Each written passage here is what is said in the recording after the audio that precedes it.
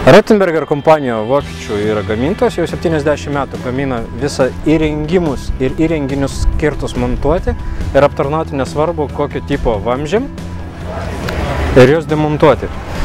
Šiai dienai turi tokias naujienas, kaip padidinti energetinį koeficientą šildymo sistemam. Čia yra būtent naujausias mūsų gaminys, skirtas praplauti šildymo sistemas, stovus, daugiabučiam, privatiem namam, kuris turi savyje tam tikrą elektroniką, kuri kontroliuoja ir slėgį, ir dozavimą chemikalo.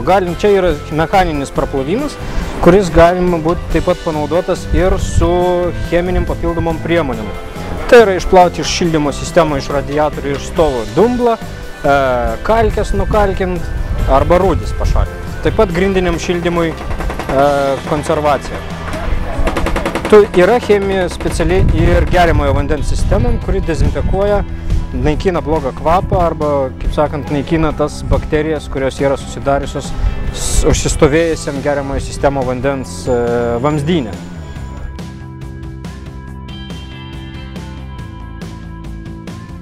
Pilasi rūgštis, koncentratas, jungiasi. Čia jau yra uždara sistema, jinai cirkuliuoja savyje į vieną pusę, į kitą pusę.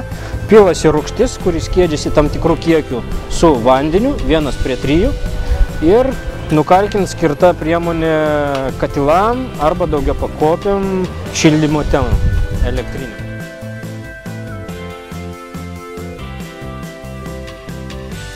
Tai yra 15 metrų spyruoklė, kuri yra viduje ir yra automatiškai paduodama sukantis barabanui, būgnui į priekį arba atgal, valdant rankinai.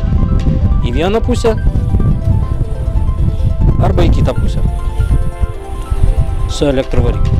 Kol neužspaudžiama rankinėlė, spyruoklė niekur nejuda, sukasi vietoj. Tik užspaudžiama, tada spyruoklė juda pirmyn arba atgal, kas leidžia išvengti vamzdynų